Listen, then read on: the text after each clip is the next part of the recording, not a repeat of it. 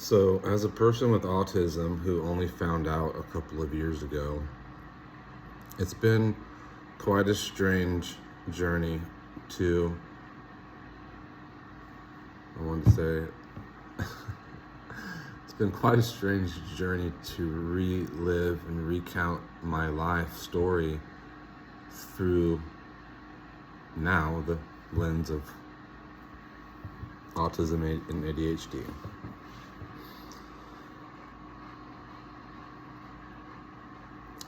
I've only known what alexithymia is for about a year, and you can Google that shit if you need to, but alexithymia is basically when you kind of shut down and go nonverbal. I've known that I had that since I was about 5 years old, because I remember the first time it happened to me that I can recall, and it was at Disneyland when I was about 5, maybe a little older, and I just didn't know what it was. I thought it was just me being eccentric. I thought there's just something wrong with me. I'm a little different, like why sometimes I shut down and don't speak. And I was also very reticent to speak around people with whom I was not really comfortable, anyone outside of my immediate family, basically, or my best friend. So, yeah, it's day 7 of me keeping this little blog. I don't think a lot of people will end up watching this probably at all, but I'm not really doing it for anyone but myself, I guess, because I just want to stay accountable. I think one of my biggest problems is consistency. And I only realize that now from reading Atomic Habits. I read the first 3 chapters and I've just been kind of absorbing and dwelling, ruminating over its contents, because I want to make sure that I apply and understand it, not just add it to a list of books I've read. I want to actually affect change in my life. I do have things I want to accomplish.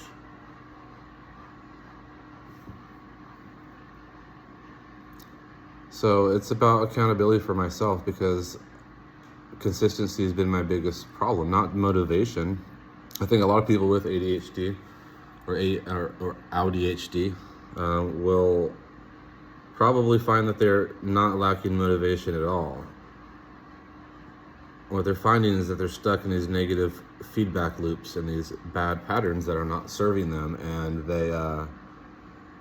they're just not quite aware of the meta process of what's happening. And so that's one of the things that the book gives you a great introduction to, is the psychological underpinnings and the behavioral science that's kind of applicable in this situation of forming new habits and breaking bad habits, etc. So it is very interesting, and it has kind of been very helpful for me to reflect on. So yeah, this is mostly for my own accountability, because I do have the motivation. I just have never been able to remain consistently motivated. So I'm kind of exploring how to maintain that, and I've been really good. I've had a successful week.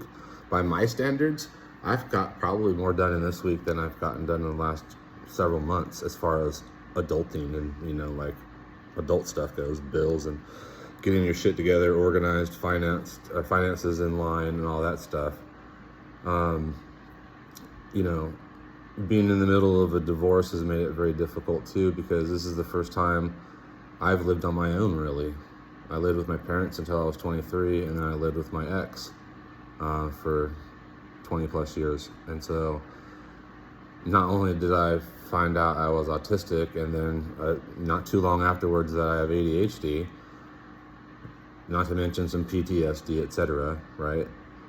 But then I'm going through a divorce at the same time. That was maybe even one of the catalysts. I don't know, but anyway, it's been quite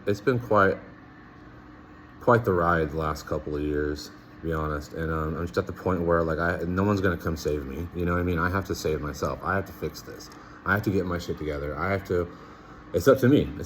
And so I just want to keep moving forward, however slowly it may be. As long as I'm moving forward, I'm moving in the right direction.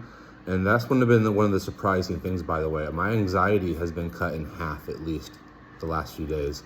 And it's because I know that things that have been on my mind, I've put on my list. I've put them on my calendar for when would be a good time for me to revisit that topic.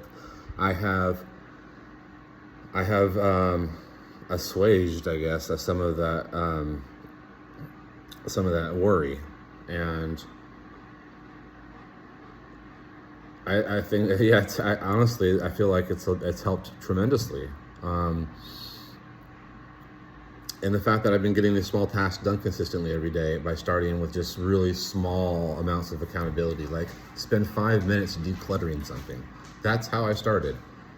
And I'm now only doing 10 minutes. And even that has been challenging on some days. I did not want to do it, but I was like, okay, it's only 5 minutes. Just go in there. And 5 minutes is symbolic, right? Like, you just go, you don't actually have to, it doesn't have to be 5 minutes. It just means 5 minutes is, for me, a metaphor for go in there and just do something. Like, if you have to, go pick up a few pieces of trash, and then guess what? It is now better than when you left it. If you just made little progressively microscopic, advancements and improvements, which he calls the 1% rule. If you're just making 1% improvements, that really tallies up over time. These tiny, tiny things accumulate into a huge advantage, or what he calls remarkable results or whatever, over time. And I mean, it's true, it makes sense. And so even just doing this for a week, I already feel a lot better about things, because I'm like, hey, no problem, I've got that on my calendar for this. Oh, I've got that scheduled for me to do on Monday. And I've also just been using my Google Calendar, because I use that as a to-do list. I can put it on there as an event, for me to do on a certain day. I can have recurring ones. So like, I need to brush my dog, like, once a week or however often. I can put that on there as a reminder. So because of my ADHD brain, if I don't have a reminder or something to look at visually, like, I don't think about it. I could literally brush him every day for 2 or 3 weeks. And then suddenly, for I don't know why, I'll just like forget to brush him for a day or two. And then next thing I know, 4 weeks go by, and then I'll just suddenly remember, like, hey, how long has it been since I brushed him? And like, how the fuck do I go from doing it every day for a couple of weeks to then just it disappears entirely from my life? So so I'm like, okay, maybe that's part of the ADHD. So I need to have a system in place. I need to have this calendar system in place so that I can basically use that as an accommodation for myself, to help overcome that kind of ADHD handicap I have of object and event permanence, so to speak. So anyway, that's been very helpful, and it's been a good hack for me. And so I thought, since it was day 7, I would kind of give a longer report. And I felt kind of pressured to do a daily thing, because like, do I have to do something every day? Well, I do want to maintain consistency, but I don't really want to like give an update on everything I did necessarily. So I thought, for a daily thing, I'm just going to pop on here and record a 30 to 60 second piece of me talking about whatever the fuck I feel like talking about, honestly.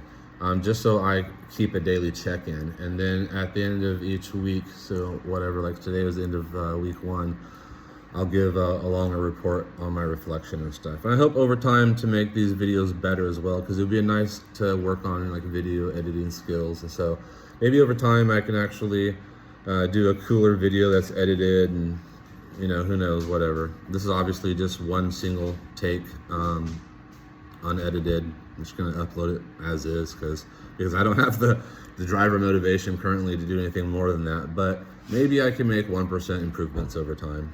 We'll see. Hope you guys had a good week. If there's anybody randomly out there who's watching this, and if you made it all the way to the end, I don't know who you are, but maybe you're in the same position I am. Maybe you're in the same boat, and maybe we can share some tips in the comments, if you have any suggestions.